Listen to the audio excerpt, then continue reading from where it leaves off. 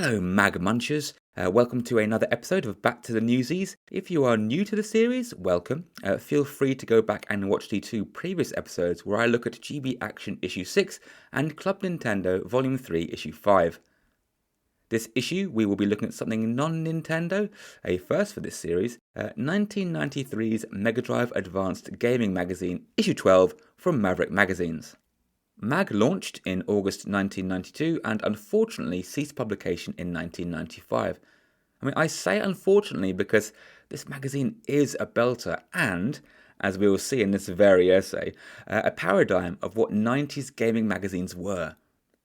It was published by Maverick Magazines, who also published the SNES-focused Control, that'll be in a later issue of this series, and PC Player. There is a great interview with the founder of Maverick Magazines over at outofprintarchive.com, alongside a handful of magazine scans, which I recommend you check out after watching this, as it gives an all too brief look into magazine development. 1992 was an ideal time to launch a Mega Drive magazine. The platform had had 2 solid years of game releases and had developed a solid fan base. Kid Chameleon, Streets of Rage, Desert Strike, Road Rash 2, the software library was pretty stacked.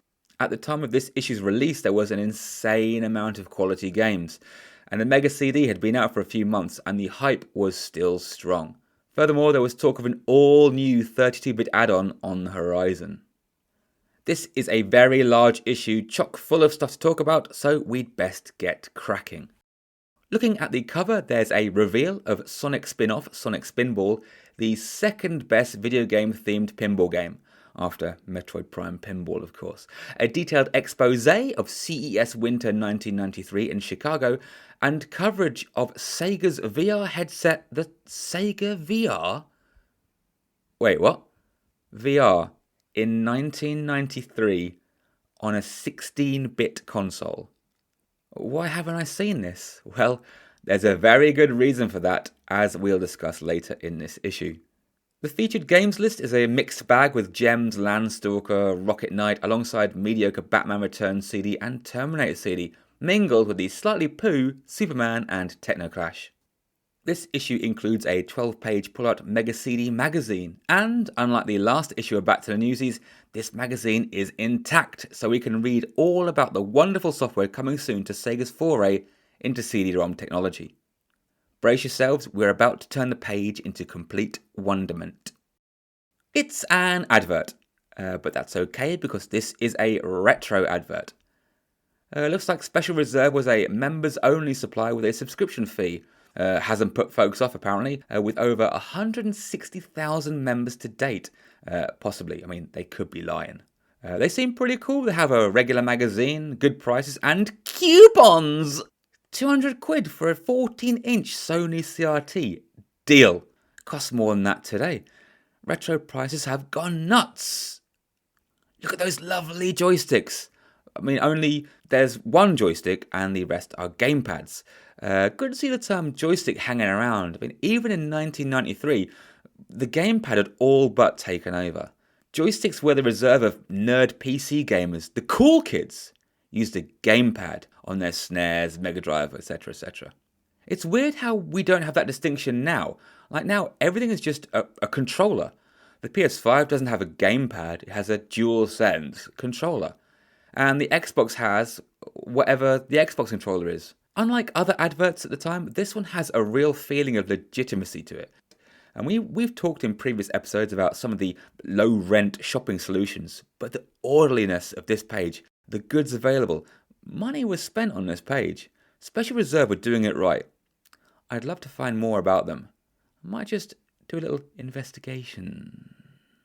The magazine starts properly on page 3 with an abstract. It celebrates being a year old and is fairly aware of the fact that the Mega Drive is doing really, really well.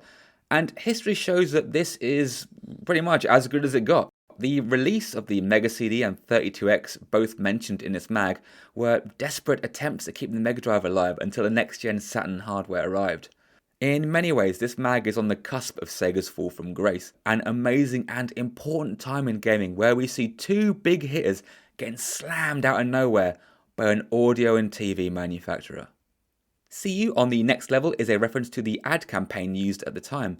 It was a pretty damn good marketing scheme, absolutely nailing the slightly older, edgier kids that Sega were courting at the time.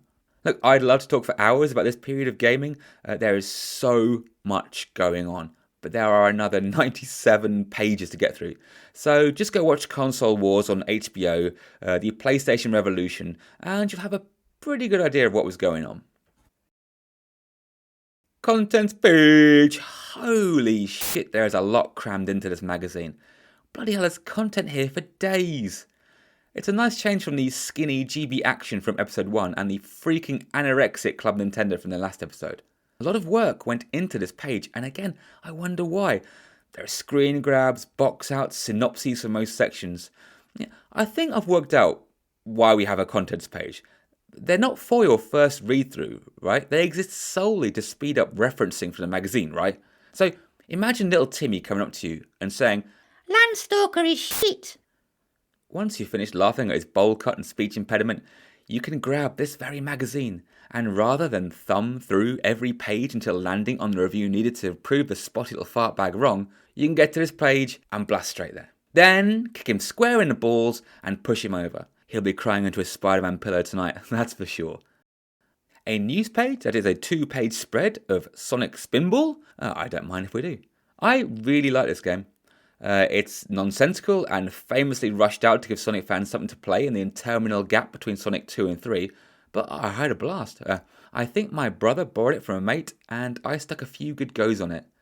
The mag suggests a Christmas release, and they were right on the money. A very strange use of the Sonic license, and one that hasn't really stood the test of time. Oh man, now we're talking. I love rampant speculation.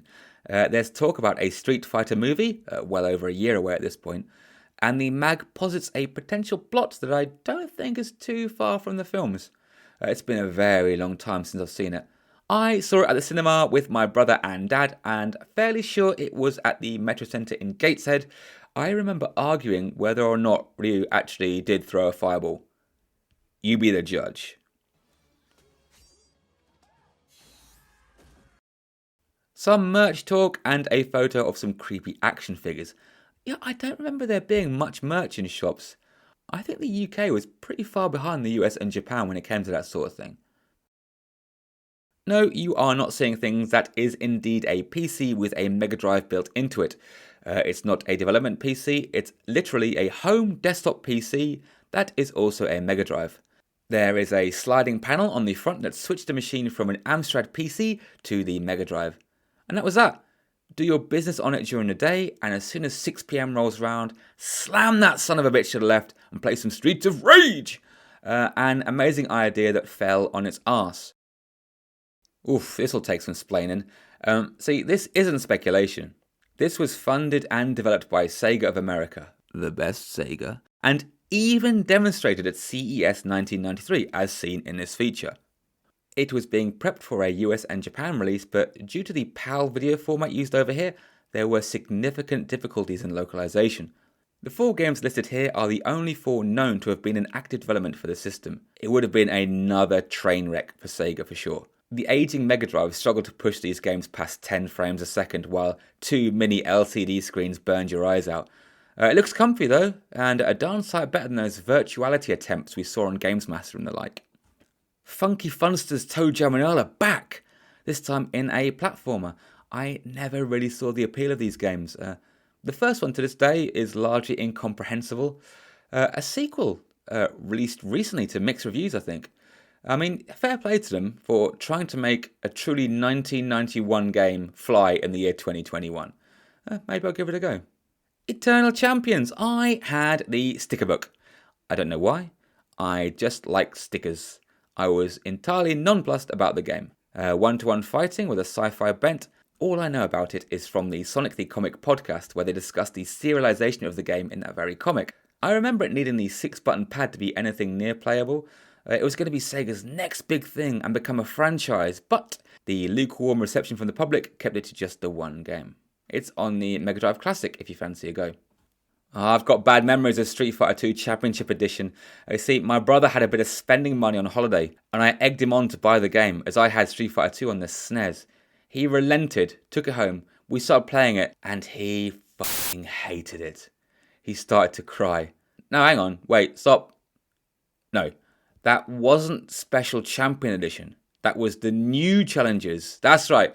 I remember trying to win him round by making the Brucey character go whoop, and I think it worked. Oh well, the joke's on me now because that bloody game's probably worth about £1,000 the way things are going. The Mutant League games are okay, I guess. I have Mutant League Football on the Atari Jaguar. Yes, really. Actually, it's pretty fun in two-player as you run about trying to eviscerate your opposition. This is a hockey version, meaning you skate around and try to eviscerate the opposition. Oft misunderstood masterpiece Jurassic Park on the Mega Drive gets a few in-development shots here featuring two men with ponytails using a mouse. On the left is drawn the Triceratops from the very start of the game.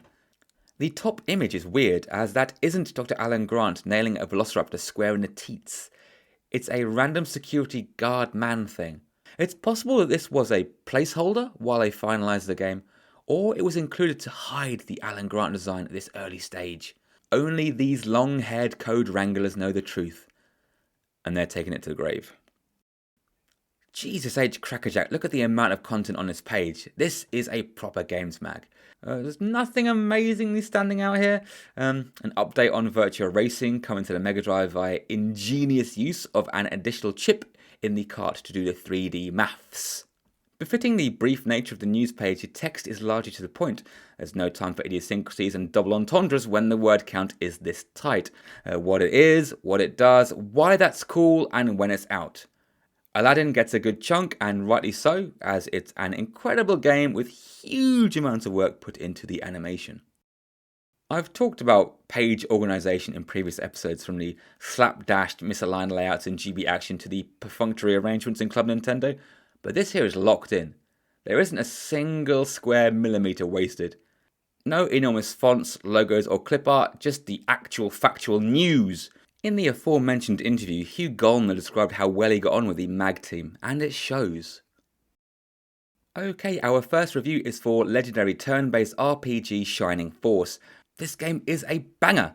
Sequel to Shining in the Darkness and the first of the Shining Force series that also appeared on the Game Gear, Sega CD, Saturn, and the larger Shining series is still going. Right, short version, game is awesome, really captivating turn-based strategy, cool characters, lovely art. Pro tip, max out Luke and he'll plow through anything. Apparently Blue is really crap until you level him up, but I couldn't wait for that. Go play this game, you won't regret it. This review is a great place to really dig into what made 90s gaming magazines infinitely superior to the few hangers-on we have today. First of all, as is becoming a pattern in the mag, the pages are really packed. The screenshots are all meaningful and relay additional information to the reader, rather than just existing for visual flair and to fill page space. Crew bios, important in-game events and locations, even a section describing the fight screens providing some strategy advice, while also showing off the glorious pixel art of the game. There's a good chance that the cartoon look of the battle scenes would tip over someone who may have been put off by the traditional top-down RPG screens elsewhere on the page. That text though, man alive, it's like being caressed with Tazos while watching Noel's house party. My apologies to any non-UK viewers, just hit pause and I'll wait while you go look those things up. Right, straight up we have this gem. Get your anorak on because it's time to spend some long, lonely nights playing another RPG. An anorak was a sort of thin, waterproof parka, but it's much, much more than that. See kids, nowadays, being a geek is cool, but when I were a lad, it was a great way to get your head flushed down the toilet. An anorak, back then, was the worst kind of nerd, an unrepentant spotty oik obsessed with Star Trek and Tolkien. A modern simile would be a neckbeard, but an anorak was largely pitiable. They simply didn't know any better. An anorak was the chosen armour of the train spotter, the lunch lady's favourite, the truly frigging hapless. It was also a character on BBC children's programming around this time. The anorak was an insufferable know-it-all with a grating voice and shocking, yet absolutely on-point appearance. He would engage in quizzes with the viewers at home, and if you could beat the anorak, you'd win a prize, the fabled Spotter's Jotter. Clips are available on YouTube. Just look for CBBC Anorak or the like. It is amazing what we found entertaining in the 90s. Right, back to the magazine. Get Your Anorak puts this game firmly in Group Ubernerd, and after that the hits keep on coming. It's time to spend some long, lonely nights. Alright mate, jeez. You've not only lumped us in with stamp collectors, but now you're saying we can't get girlfriends. Again, this is the purview of the socially disabled. Obsessive hobbies, poor personal hygiene, no birds. Long, lonely nights playing another RPG. Another RPG. Like there are too many of them. But no fans. This is a reference to the fact that Anoraks bloody love an RPG. Not these newfangled electronic ones. They'd be as happy as a pig in poo with a tabletop game of D&D or similar. Horrendous spot squeezers hunched over a 20-sided die wearing BHS's finest waterproof cagoule. Truly, they were my people.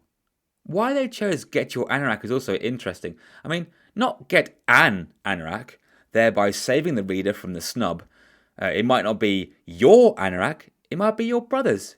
It's not Get Your Anoraks, the plural spreading the shame among all the readers of the mag while simultaneously giving them a sense of belonging. Get Your Anorak is a direct address to the one specific reader whose eyes happen to land on the page at that time. This magazine, this game, this hobby, it's a solitary experience. This reviewer is talking to the one lonely nerd reading this magazine and calling him a shameful dark elf fancier. It's also helping to set apart the reader from the reviewer. They're like, oh, I'm the cool version of you, the version you wish you were, but unfortunately, I only exist on the pages of this magazine. What is interesting here is that it assumes that the gamer community is fine with the acronym RPG, role-playing game if you're having trouble. There is no translation for the uninitiated. It's assumed that the prevalence of such games in game culture means that that acronym is known. We'll see along our journey through magazines, including this one, that there are instances where the lingo hasn't quite coalesced, but it is around this time that everything was coming into place linguistics-wise. The gaming press had 13 years at this point, and the to and fro with the readership had cemented an enormous part of what we now call gamer culture, allowing for shorthand and inside jokes. The first paragraph links this game to Shining in the Darkness, but also to fellow review title Landstalker. This is not the case. The games are completely unconnected other than they are both RPGs from Japan. And this is where we find the classification for games not quite being there yet. The three games mentioned all have long, explanations of the game's genre. Shining in the Darkness is described as mainly viewed from the first-person perspective. These days, it would most likely just be considered an RPG or a classic RPG to bring it in line with the likes of Shadowgate from the previous episode of this series. Else, a first-person RPG at an absolute push. Landstalker is a 3D isometric platform puzzle game, but by today's metric, it's probably an action RPG, right? Shining Force is described as having a bird's eye viewpoint, making it more strategic than the other games. These days, we use the agreed term turn-based RPG. So while the shared vocabulary has significantly developed from the 80s, all the elements we employ today are still developing. There are a couple of the standards in this review. There's a second opinion box from Jerry. There's an award given to a high-scoring game. In this case, it's a Climax Award. Stop snickering. There's a tasty bit of rivalry in the second opinion box out. Just goes to show that an awesome game has universal appeal, much like Maltesers. I also really like the huge info panel on the right. Loads of room for info and additional opinions. Gotta say though, I get the feeling that they were reaching on the downers. The graphics aren't primitive, they're pretty damn charming. The towns are detailed and have character. The battle maps are a little dull to look at it though, I'll admit. Fighting is a bit long-winded. Yeah, I don't know, man. The fights can last a few minutes to 15 onwards, I reckon. I don't recall ever wishing for a fight to end. The exhilaration of a battle going your way is amazing. Steamrolling the enemy with your level-up group of fearless warriors is second to none. Comparisons to a game in another genre isn't particularly fair. I'd say Landstalker is more immediate in its fun. Shining Force is a slower, measured, tactical game. Man alive, this makes me really want to get back to playing it. Right, gotta move on. Oh look, it's another climax of a game. It's Landstalker, the action RPG we heard about on the last page. Both this and Shining Force are on the Mega Drive Mini that came out a couple of years ago. Undoubtedly, it will come to the Switch Online Mega Drive selection too. It is a very well received action platform JRPG from Climax Entertainment. It adopts an isometric view like the Immortal or Solstice on the NES, but leans heavily on platforming mechanics. The charming sprites and mildly irreverent tone intrigue me. I think I'll have to give this one a go. The writers of the mag clearly had a lot of fun with the game. They declare their adoration in the first paragraph and maintain the message throughout. Some of the ways they describe the game is telling. Like most other games in this genre, pretentious video game journo phrase, it has all the usual RPG bits and bobs. This is exciting, so we are recognising the concept of games journalism and pouring scorn on it at the same time. These are the cool kids writing this magazine, remember? They are aware of what's out there, your edges, your computer and video games, but they aren't them. But they totally are. They're just more aware of their target Mega Drive audience. As you're probably aware by now, Sega left the kiddies to Nintendo and pursued the older, edgier kids, and this magazine is very much in alignment with that. Those old squares can have their mags, but this is for us. We are as cool as Vanilla Ice. Doesn't take much longer before there is some edgier material. Pissed Off. Willy-shaped plants. Pissed Off was probably quite naughty then. I remember watching Short Circuit 2 as a wee kiddywink, and Johnny Five says, "I am really pissed off," and I thought I might get in trouble for watching it. Our reviewer goes on to talk about games in the genre that went before and focused heavily on the ZX Spectrum. This is pretty awesome actually, so this reviewer has a history of gaming, and from all the jabs at the Spectrum, he was almost certainly a Commodore 64 owner. There's a good chance that this reviewer grew up reading Zap 64 and engaged in playground fights over which 80s micro was the best. Of course, the correct answer is the Amstrad CPC, but that's for another issue of this video series. He places Landstalker among progenitors Alien 8 or Nightlore. It's great that this game has been placed in context, but it's a bit strange in that the teen-tween audience this was aimed at won't have much connection to the ZX, which came out some 12 years earlier and, in 1993, was pretty much done for. The rest of the review is, as expected, an idea of what to expect, and praise is heaped on the longevity and look of the game. Rich gives a second opinion echoing Jim's feelings for the game. There's a nice reference to Richard O'Brien / Channel 4's Crystal Maze, and an excellent collage of screenshots depicting the scale of the village in the game. No downers though? Really? In that case, shouldn't the score be 100 then? It's quite expensive at $44.99. That's a sphincter twitching £94 in today's money. Seems like Warriors of the Eternal Sun is the bestest Mega Drive RPG ever, but lacks platforming antics, so it's a draw. Another strength for the Sega Mega Drive was the diverse to a fault array of sports games. Every sport had a game, and a lot of celebrity athletes had their own game too. And here is yet another sports title, David Crane's Amazing Tennis. If you're anything like me, you'll be thinking, this pro tennis player has the same name as one of the founders of Activision. How queer! Then you realise what a div you are and understand that David Crane is that David Crane. In an attempt to sell more copies, the developer's name was added in the hopes that those who had been playing games since the 2600 days will recognise it as a seal of quality. It's not entirely unheard of to preface a game with the name of the developer. Archer McLean's Pool, Sid Meier's Pirates, and more recently we've had American McGee's Alice. Seems a little arrogant to me though.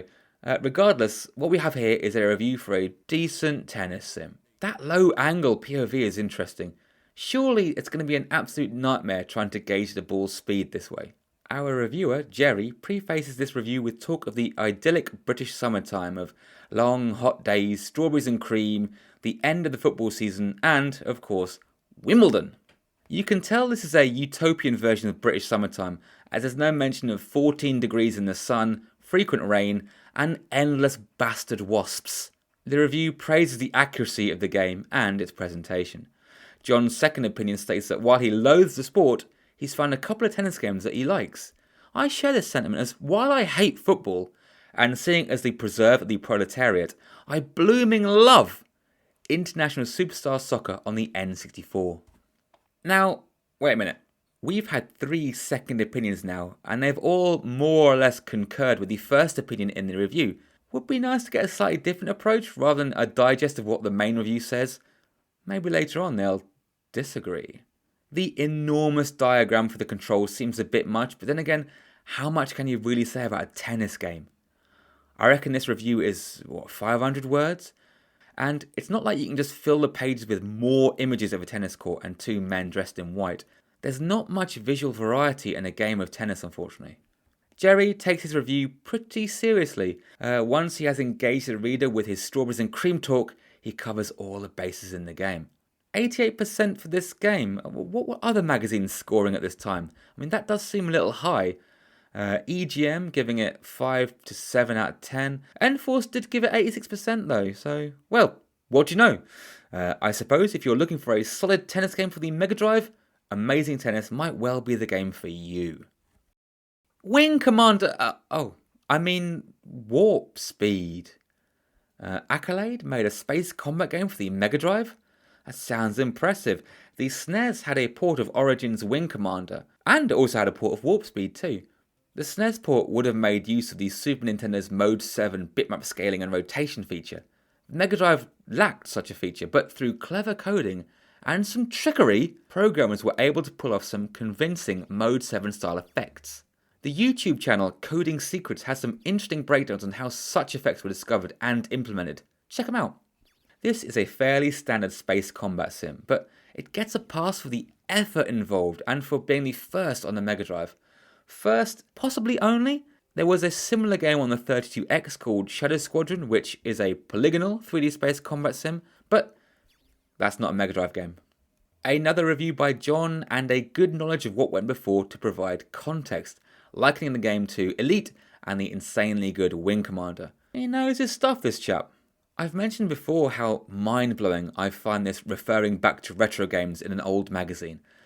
Really hammers home the development of gaming, It's like, as a kid, you focus on the latest and coolest games, but the links to the past have always been there. There's always been a reverence for the classics. At the time of this review, I was 13 and would have absolutely been playing Wing Commander 2. I was blown away by the number of discs it came on. I think it was like 8 or so 3.5-inch floppies. It took ages to install. And what's the first thing you see at the start of Wing Commander 2? The Tiger's Claw, your home frigate from the first game, getting blown to smithereens. It's like, imagine if Zelda was decapitated at the start of Ocarina of Time. Truly shocking stuff. If you haven't already, go get Wing Commander 1 and 2 on GOG.com. They are amazing. My dad and I loved the game so much we even bought the SNES version of Wing Commander 1 and the secret missions. All the fun of the PC games at a whopping 8 frames a second. Oh, bit of an aside there, but right, back to the magazine. There is a lot of the classic SNES Mega Drive rivalry. Mode 7 rears its ugly head again. It really must have been a bone of contention for the Sega maniacs. The second opinion references a Mega Drive conversion of Wing Commander, and while this was in development, it was later cancelled and the game never came to market. There was, however, a Mega CD version that was fully voiced. Hooray! This is strange. Traditional magazine format would put previews before reviews, but Mag has a random approach. We've had 4 full reviews before a single preview. The games aren't featured in alphabetical order or order of quality either. I wonder what their system was for deciding page order. More sports! As mentioned before, the ratio for Mega Drive sports titles to SNES sports titles is 6,455 to 1. This is tennis! Good times! The oddly muscular sprites are a bit off-putting, but I like the perspective shift as the players move around the court. This game is phenomenally hard though. Look at the low angle and the speed of the ball. It's more of a reaction test than a game. This review has an interesting exchange. Each player has his or her "Yahoo sucks to the feminists, I said her." He did say her, that much is evident. Why would this irritate the feminists? This magazine is 25 years away from the confusing mess of well-meaning collectible pronouns and acronyms that we now endure.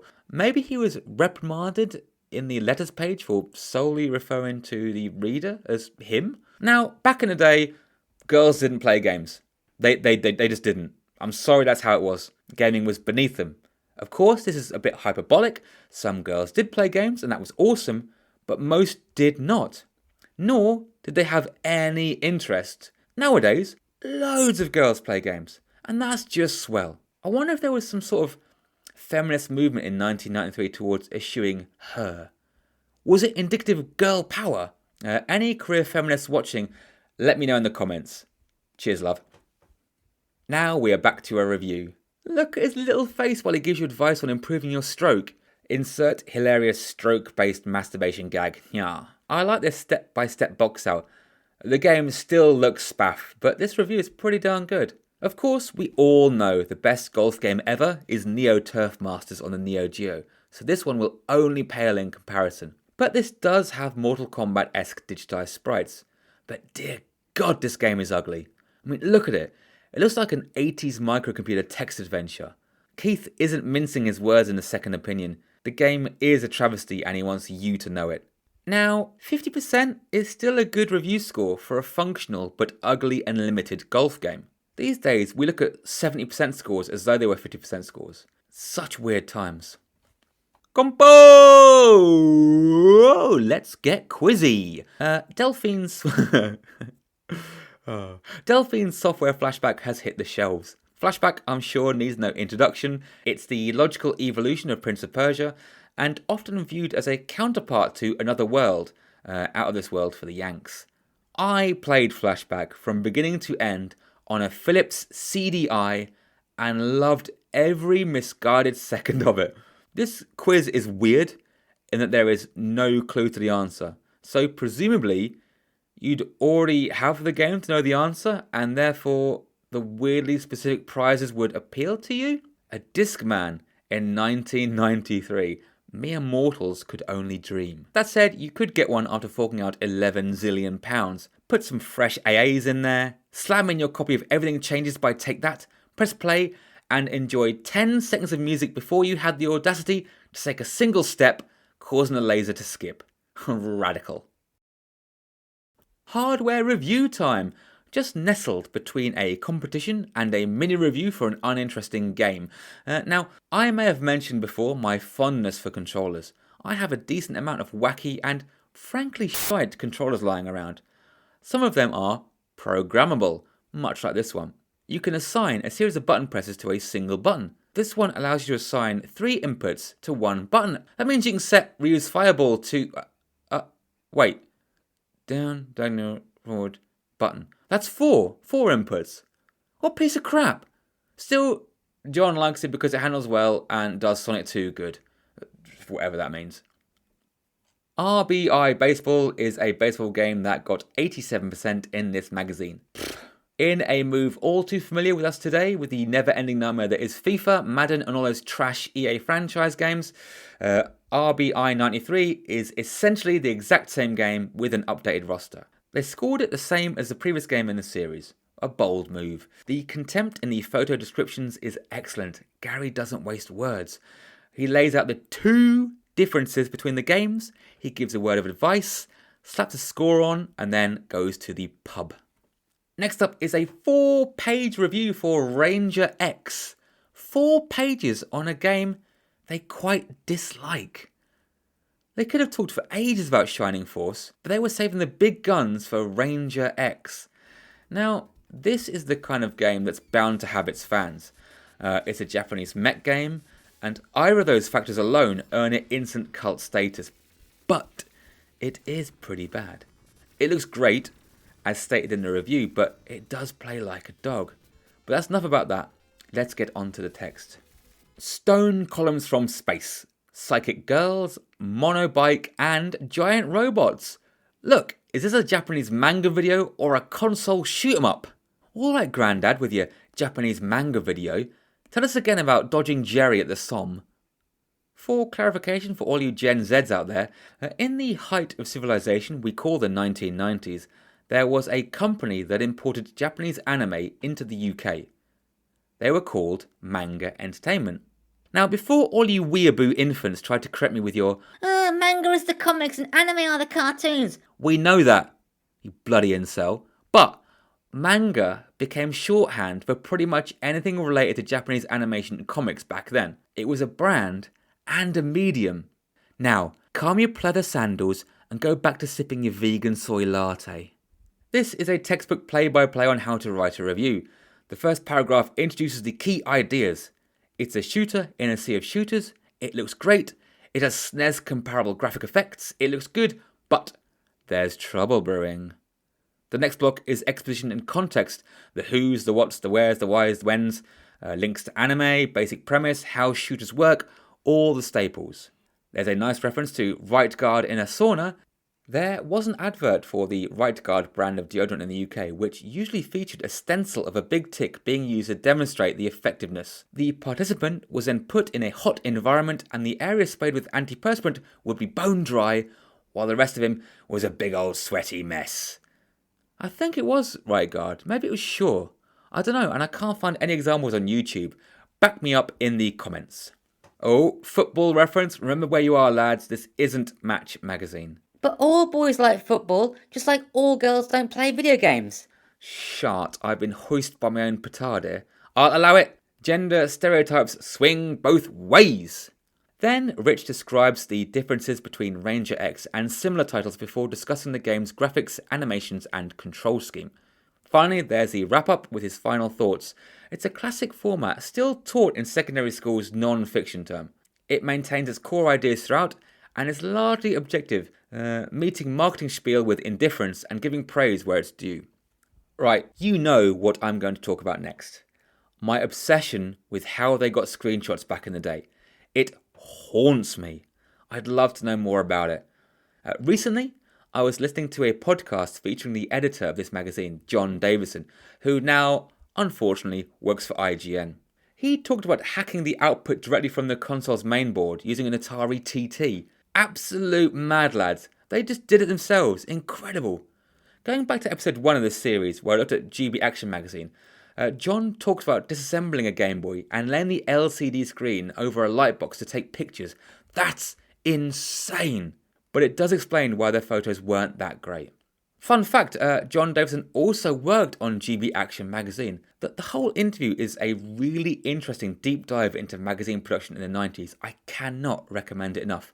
I still need to know more though. So that explains why these screens look so amazing. Also, why the sprites in the Renegade Robots Run Riot box art look so crisp. Had these been a photo of a CRT blown up to this size, they would have been unrecognisable. But each pixel is clearly defined and contrasted with its neighbours. Cripes, they are loving the alliteration in this review. Alliteration adoration abounds absolute. The data column is fairly scathing. I think the game looks better than an 8, but then I'm viewing them from a post-3D perspective, which is seeing the industry return to beautiful pixel art and eschewing polygons. Have you noticed how samey everything looks now? It's weird how limiting 3D is when it comes to art, yet these old games look amazing and different. 63% is an ouch. It's probably not worth that, to be fair. Contemporary magazines put it in the early 80s for the most part. Another randomly placed preview, this time for Konami's mascot platformer, Rocket Knight Adventures. The whole first page of this 4-page preview is dedicated to whetting your appetite with the amazing art in the game. It still holds up, I say, but then I'm massively biased, as you might have surmised from these videos. This being a preview is a bit weird, as the game was due to come out in Q3 of 1993. They could have put this off for a month and got a whole review out of it. Rocket Knight Adventures is great.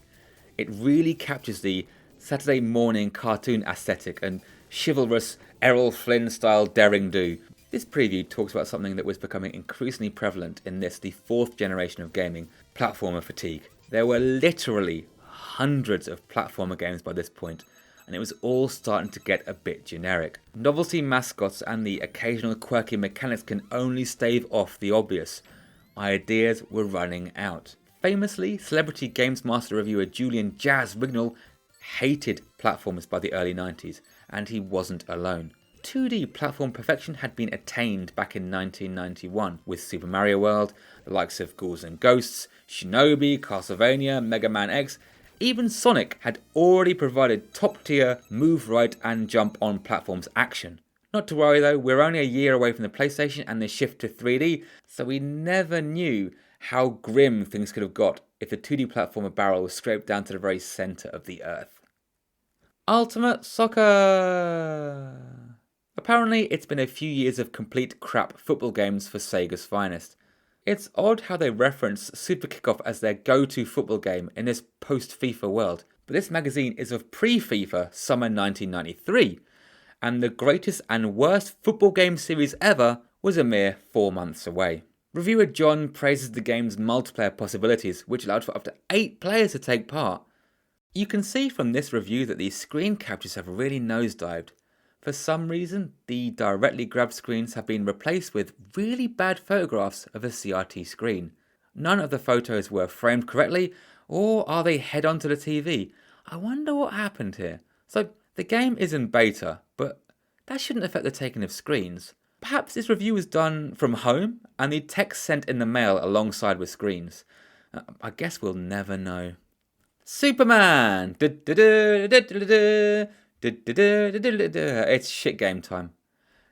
Everyone knows it's impossible to make a good Superman game, yet developers keep having a crack at it. Ever since the Atari 2600, there have been games featuring the red-panted wonder, and they've all been poo. And Superman from Virgin is no different. It's not an easy thing. How do you make a game about an invulnerable superhero with near limitless power? You could limit his abilities with kryptonite, but then what's the point of playing a powerless Superman in a Superman game? It might as well be any other game. You could have enemies on par with Superman, but then you have the same issue. It's his superness that makes him both interesting and kind of tedious. There has to be this enormous gulf between him and the enemy. In the game, they mostly went with nerfing his abilities somehow, like Superman's most powerful punch having a cooldown gauge. The game was developed by Sunsoft, which makes the crapness all the more stranger. They had a good history of decent games, including some belting Batman games. Also, the reviewers refer to Brainiac as Brannick. That ain't right, but unless there was a comic book nerd on staff, how were they to know? These are cool gamer kids. Fun fact, it was just 1 month until the New Adventures of Superman aired on TV. Man, I love that program. Majin Wars. Up next, this distinctly average scrolling beat-em-up / one-on-one fighter, Majin Wars. The stinger text frames the review quite nicely, likening the game to Street Fighter, Golden Axe and Atomic Runner. The actual result is a game of 2 parts, as walking along, murking a lot of enemies before squaring off one-on-one against a big bad. This game has the greatest intro text ever and has supplied thousands with a new pet name for their genitals. The review states that the mixture of styles is the only saving grace, being not particularly good as a side-scroller nor as a Street Fighter wannabe. But the game does look good. For me, the detail in the backgrounds is pretty amazing, and there are some good layering effects that bring the sprites and the environments to life. Also, only 6 stages, and those are pretty short. If it wasn't for the difficulty, then the game could be finished in 1 sitting. Action Zone! Yet more phone-ins. This is a real mixed bag. They're checking the every possible interest box. We have gams, footy, wrestling, bikes, pooters, and take that's! Multiple choice and a max cost of £3.60. I wonder if the questions were linked to the competition prize or they were actually random. Imagine little Timmy ringing up to get his hands on sweet take that tickets, only to be asked questions on Tudor courtship rituals. Yeah, that'll do. The Mega CD. This was a thing. It sat underneath your Mega Drive 1 or alongside your Mega Drive 2 and played games from CD. This was while Sega of America was determined to keep the Mega Drive going through hardware extensions like this and 32X. Neither were particularly successful, especially when Sega had already started talking about the next big console, which would come out a mere 2 years later. It did add more stuff to your lovely Mega Drive though. Obviously, the discs allowed for much larger games and full motion video, but in addition had sound upgrades and finally, Mode 7 style effects that put it on par with the SNES. Well, kinda. After years of having Mode 7 dangled over their heads, Sega fans could at last point to their £250 peripheral and shout, Me too, kinda. The Batman game featured here made very good use of the new capabilities, as did Sonic CD. Marky Mark, not so much. Oh lordy, it's a magazine within a magazine. This is the supplementary news. Shite film gets shocking game shocker, only it didn't. The first Lawnmower Man got a game on the Mega CD, which is kind of a Dragon's Lair QTE thing. These screens come from the standard Mega Drive version of the game. Schwarzschild never made it out over here. The weird strategy game never leaving Japan. See that, gang? The Mega CD has been a roaring success, expanding its lifespan into the 2000s. Complaints that the soon-to-be-released Mega CD 2 might scupper sales of the infinitely superior version 1. Probably, but it was more stable if it was nowhere near as good looking. It's hard not to look at Sega at this period and just kind of shake your head. Laughing Salesman, or Wow Salesman as it was known, also never left Japan. Probably for the best, as this is obscure to the extreme. Hold on, greedy guts. You'll have to wait until the Saturn for your first taste of a CD-based Street Fighter. And what a taste it was. Here's something you don't really see much of in today's printed gaming media. A foregone conclusion in the stinger text. Our bias has been skewed with the knowledge that this game is excellent. All we need now is the hows and whys. Batman Returns on the Mega CD is probably the second best Batman Returns game, the top one of course being Konami's excellent SNES side-scroller. This is a game of two halves. There's the driving into the level section and then the 2D platforming section. It's clear from the review that the team at MAG blooming love these driving bits, and I'll admit they are dumb fun. According to Burton's idea of Batman, there's a sort of fast and loose approach to Batman's no-kill policy, because in this game, the deaths as a result of vehicular manslaughter are through the roof. The Batmobile only has offensive weapons, missiles and a cannon, and when those run out, you can just ram the chumps off the road. At the risk of mentioning Mode 7 for the 800th time in this video, I think their technological trickery is skewing their review scores a bit. By now, there had been dozens of into-the-screen scroller racing games. Outrun, Power Drive, Mario Kart, F-Zero, Super Hang-On. All these games are older and better than Batman Returns. But this one has a few more tricks up its sleeve, and that has put the reviewer in a right tizzy. Or they were paid off. It's hard to say really. Similarly, labelling this as the best game on the Mega CD is not saying much. The fact that they applaud the ability to disable the platforming and focus exclusively on the driving sends alarm bells ringing, so the score of 85% seems weird. For them, half of the game is literally disposable. Madness. Still, John loved it, and in 1993, this was pretty amazing, I suppose. Wait. It's not the best game on the Mega CD. It's the best driving game on the Mega CD. That's an important distinction. How do you rate a game that's 60% toilet but 40% excellence? I mean, the 85% here is solely for the driving. Imagine if any game had had such a split. Let's take Horizon Zero Dawn, but every other hour you have to do a 10,000 jigsaw puzzle of a plate of beans. Would it still have got the high praise it did? I don't think so. I'll be talking about this review of Terminator. It's another 2D platform game based on a license, so it must be good, right? Nah. Be Kyle Reese and run and jump and shoot and climb ladders and fall down holes and die in this generic as they come game. Does come with clips from the movie played out in a postage stamp sized window on the screen with some shocking compression. But I must stress, this was the balls back then. I clearly remember standing in Comet, eyes wide open and mouth agape, watching Road Avengers intro sequence. It was a game that was like one of those scary Japanese cartoons that featured boobs and beheadings. Apparently it's half finished. That is the industry standard definition of when a game isn't quite ready for alpha testing, but is off the drawing board at least. It's Marky Mark, yes! But wait, we have social commentary in the opening paragraph. It seems young, rich, white kids are stealing black kids' music for fun and profit. Yeah, sounds about right. This software application lets you, at long last, create really crap rap videos using video clips from a library of grainy... can't be bothered. The disdain is palpable. Needless to say, these were easy cash grabs that proliferated in the early days of CD-based games. The Mega CD had them, the Fudio had them, the CDI, yada yada yada. Hopefully, there'll be something better on the next page because this Mega CD supplement isn't doing a very good job of winning me round. Well, it's not a game.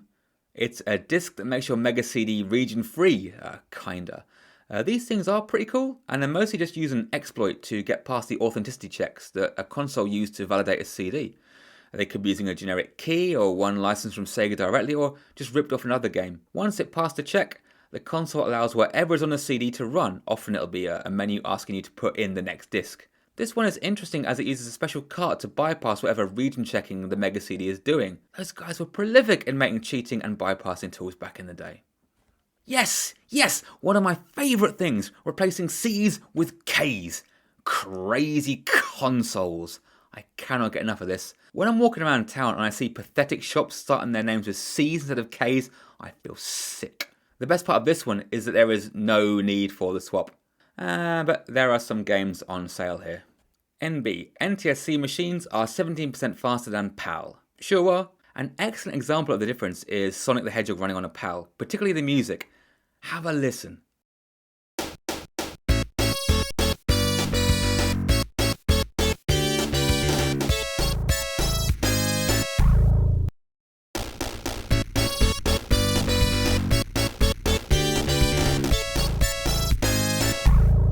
See, we got F'd in the A in Europe. We not only had to wait a year or more for games to arrive, they weren't always optimised for the superior PAL screen resolution.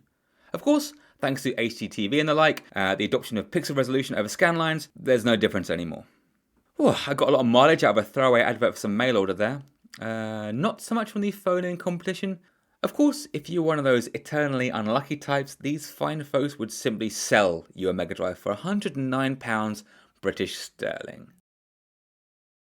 The order of events in this magazine is starting to give me anxiety. We've had reviews and previews, we've had lengthy feature, and now we're back to a preview. I went through a phase of collecting Mega Drive games, and during that time I came across this game on the British Heart Foundation's eBay store. I almost bought it, but decided to have a little look on YouTube, and I thought it looked like a shite cannon fodder. Turns out there are people who really like the game. How to say though, I find it pretty ugly. It reads like EA sent a rep round to demonstrate the game to the team at MAG. I have a mental image of Keith playing next to a Mega Drive with a development board sticking out. A lucky git. He seems to really like the game and praises the multiplayer. Still, it's only a year or so until Cannon Fodder comes to the Mega Drive. I wonder what the gang made of that one. Whenever I see a game with a genuinely shocking score like this, I think, why even bother reviewing it? Does the MAG have some sort of sense of civic duty? Are they trying to warn us to steer clear? Did they have page space assigned to games and cannot deviate? Who knows? Well, those that made the magazines in the 90s know, but you gotta feel sorry for poor Rich here. I mean, I doubt they can just play for 15 minutes then write a scathing review. There must be a sense of journalistic integrity that compels him to see all the game has to offer before making his decision. In my interview with James Ashton, however, it transpires that this wasn't always the case. Reclaiming time from crap games to make deadlines is perfectly acceptable.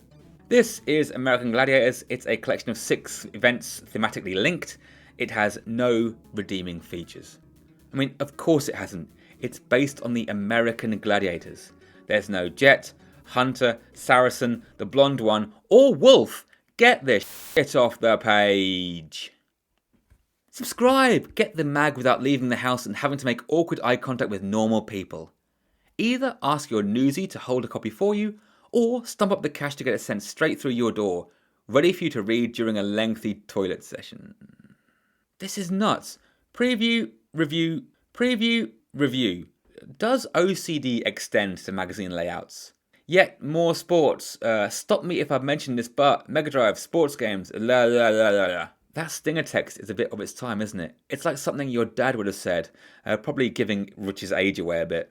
Some good honesty here though. The reviewer is not into rugby and wasn't keen on reviewing the game, but still rewarded it for its gameplay and feel. Such is MAG's distaste for the sport that the second opinion also displays disinterest, but in the alternatively section in the scores box out, they suggest a football game. Outstanding. But then again, why review it at all? Are they just covering bases? Is it a means of displaying contempt through their writing savvy? Or just to bolster page numbers? That's the one. Right, the main characters in this game are called Renan, Farg, and Chaz. There is no way this game isn't some deep parody of lame Western Dungeons & Dragons tropes. While that might not be true, it definitely is a fantasy meets advanced technology top-down hack and slash. A group of fantasy types have teleported to modern day on the tail of a nefarious machine man intent on taking over their world. It sounds like a bad 80s B movie where the plot starts out in a fantastical past, but for budgetary reasons the protagonist is teleported to the modern day. Easy comparisons are made to Gauntlet. Quote, "The game was Gauntlet and it seemed that all its clones had been used up and released years ago." End quote. Not by a long chalk, friends. You had a good half-dozen Gauntlet sequels squeezed in before we even start talking about the clones. Using 2 full paragraphs to describe the effect Gauntlet had on video games speaks as to how much they'd rather be playing that than this. They even state that the only thing separating Technoclash from Atari's 1985 Gauntlet is the variety of weapons. The key critique here is the amount of wandering around with nothing to do. The OG just bombarded you with enemies, and a mixture of deft movement, combat and exploration gave you access to the deeper levels of the dungeon. Technoclash just has you wandering around killing machine men minions to meet a quota. Now, in the alternatively bit, it states there is nothing like Technoclash on the Mega Drive.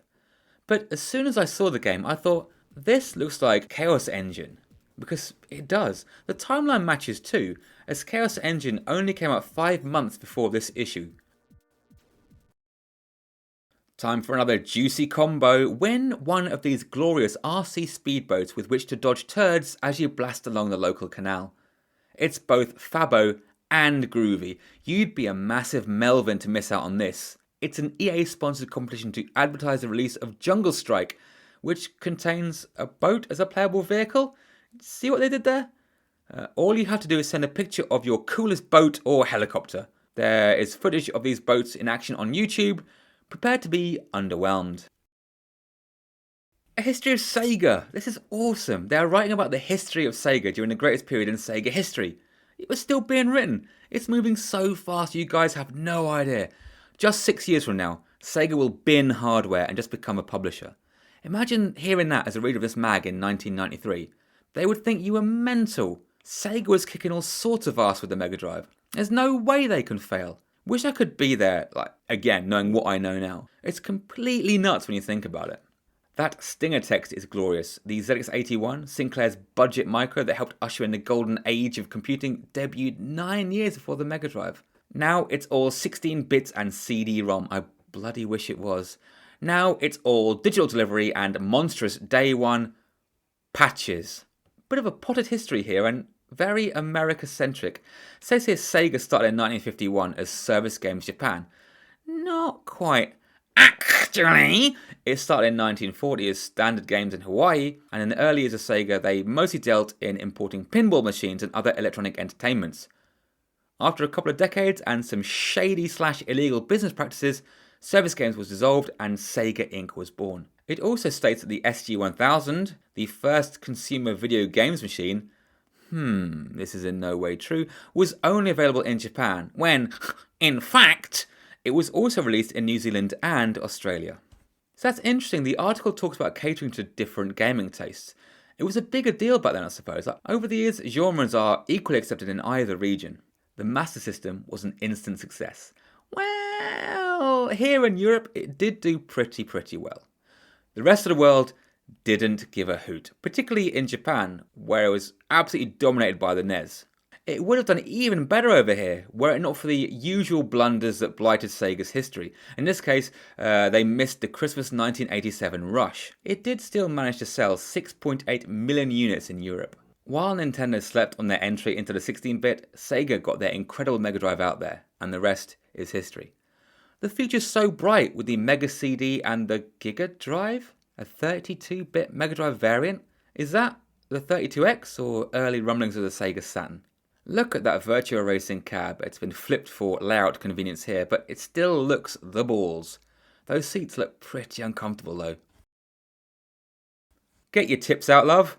Don't think for a second this section's title is accidental. I wonder if Sheila was a real person. Like the other staff have little portraits, but this is just like a stock drawing cribbed from an 80s girl group cassette cover. Much like Club Nintendo, the female staff have been relegated to admin, in this case sorting the back issues. Now, this first tip is complete BS. The answer to the issue of avoiding the black beast at the start of Another World is laid out in the freaking manual. Finley Glancy, RTFM. Hidden Palace Zone is a deleted section from Sonic 2 that still has some assets left in the game. These levels were finished for the Android/Apple Store version Sonic and future Sonic 2 releases. She's not wrong, it's really not worth the effort to unlock them. I blooming love that logo design. It makes little sense and the pieces are all the wrong size, but the MD design works for me. Your Mega Drive is incomplete without these tips. More Game Genie based fun. The James Pond one is more of a voluntary glitch in the cheat, a wonderful side effect of the Game Genie system. Look at these detailed platform maps, it's nuts, why bother? It's mostly go right and jump. It's not like there are hidden stashes of goodies, the guide just tells you where the enemies are. 4 pages! The effort that went into these maps must have been nuts. I mean, fair play to them. It's pure filler material, but the effort does make up for it. According to Sheila earlier, Keith wrote this guide discarding the first half because it's too easy. So here we are with the second half guide for Another World. It is a fascinating game. The audacity of making a game that lasts about half an hour still blows my mind. I had it on the SNES, and once you suss it, there's no need to return. The end? Find out in Heart of the Alien, Another World 2, available only on Sega Saturn. Wow. Meh, more maps for a platform game. These look great though. The colour gradiated cutaways from the repeated pattern look good, but another 6 pages of go right and jump, watch for this enemy. I really love it actually. I can just see a kid sat in front of the TV with his pages laid out in front, cautiously following the advice in the hopes of finishing the game. Mag has your number. They know you're a massive chump who can only finish the game by cheating. If they're so concerned, why are they printing them, eh? Answer me that, Mr. I can finish any game on 1 credit. Dick. Some of these games are really hard too. And how is this any different from Sheila's awesome tips? They're just kidding. They absolutely know the draw these cheats pages have in magazines. Mad props to the team for printing a step-by-step guide to Night Trap. That was a grind. Listings! Only this one is definitive. 4 pages totaling a whopping 280-ish listings. Let's put them to the test. Using our patented PSTG random Mega Drive game selector, I shall choose a game and check it against their list. Our game is Bing! Atomic Runner. They gave it 40%, describing it as good looking but boring with poor controls. Let's have a quick go.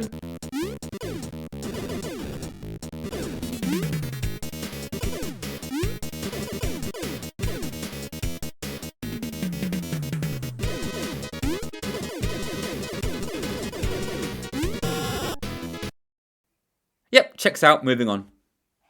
Letters page, the means of creating a relationship with the readership before social media dumbed it all down and gave every mong with a keyboard a chance to spew their stupid wrong opinions.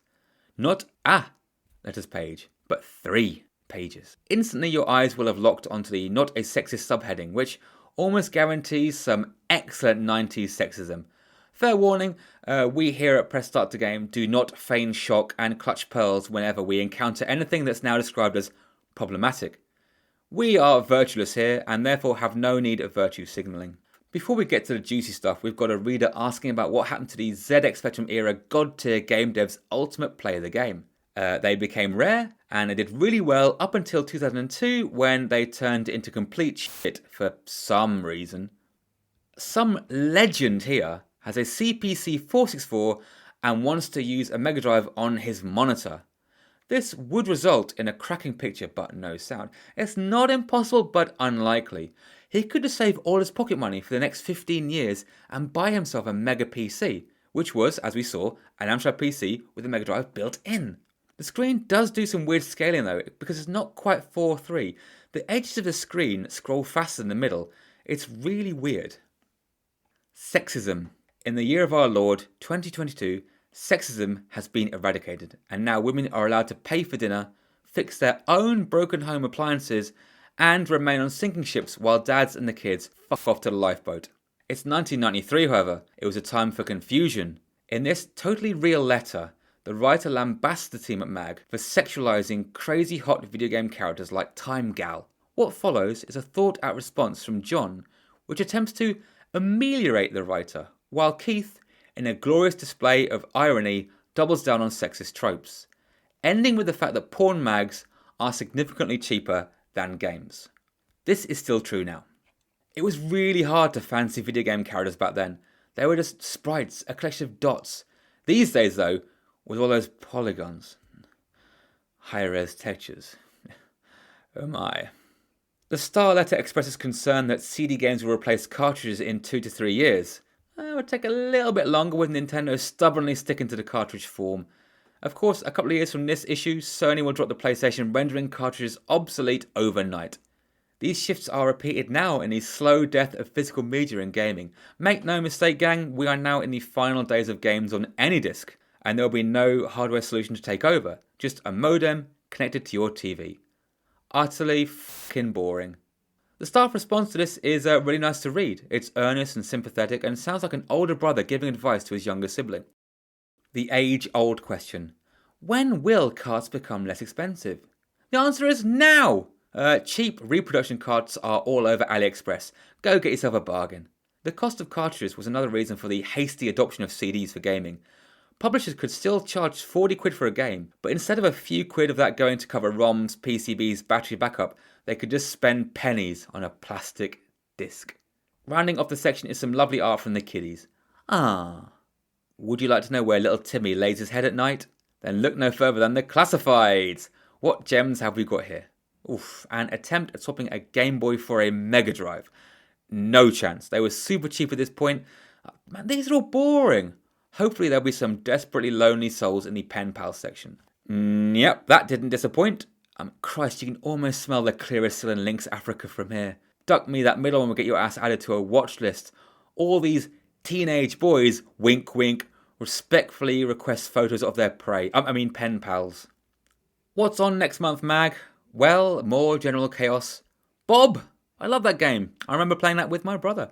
It's a fairly generic 2D platformer, but it has its charm. More Street Fighter. Apparently, if you wanted your issue to sell mental numbers, put Street Fighter 2 on the cover.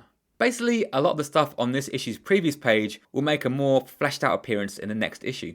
Closing this issue is an ad for a collective of independent game retailers. Remember those? I watched a fun documentary called Not For Resale. It's about a handful of American video game stores that are still going. It's pretty good, 8 out of 10. Finally, we have the entire back page dedicated to the precursor to the greatest Micro Machines game ever. It's pretty damn good fun and worthy of that praise. Coming soon to Master System and Game Gear, the only two systems on Earth that didn't already have a port of Micro Machines. So that's us for this mag. What have we learnt? There was a lot of hope in Sega's future in the form of the Mega CD. Sega was still riding high and could do little wrong. There was a genuine belief that VR was possible on 16-bit consoles. We've learnt that there is no real reason to arrange a magazine in any logical form. It's perfectly fine to have reviews, then previews, then reviews again, then features, previews, then whatever the blooming hell you want. It's fine. No, really, it's fine. It doesn't bother me at all. Not in the slightest. Let's talk about games that you can buy after you talk about games you can, or whatever order you want. Sure, why not? Sports video games still get a reasoned review from non-sports fans because it's their job, damn it. We've learnt that not having contact in Japan can hamper a retrospective into a Japanese company, and that no one had any idea of the internal struggles within Sega. We've learnt that your game can be 50% poo as long as the other half has sprite scaling and rotation. We've learnt that 20% of a gaming magazine can be given over to cheats and guides without a care in the world. And we've learnt that getting details on girls required a magazine and a stamp in 1993. Dear Lord, I hope no one actually sent these totally legit teenage boys a photo. All I have in my head now is the intro to 7, where Kevin Spacey is sorting out his notebooks and cutting up photos. Alright, once more, I've taken up far too much of your time. To run up, I'd just like to gush for a bit. This is exactly what I think about when I think about retro magazines. It's irreverent, personality-led, and it's boisterous. The established patter has become an art in itself, and the relationship between reader and staff is fully formed. The colours, rampant discard for using grids to arrange a page, randomised magazine structure, multiple pages of letters. I don't think I've ever seen that many in a mag before. An independent magazine like this will be looking to fill pages, and on the letters page, 50% of the work is done for them. And again, without Twitter and all the other social media we now have, this was it. And it was better. Liking a tweet is dog eggs compared to getting your letter printed in a magazine and a response from someone you considered a cooler, older brother. Thanks for watching, everyone. I'll see you in episode 4. If you haven't already, please check out my previous episodes and also my Christmas special. In the meantime, thanks very much, and I'll catch you down the Newsies.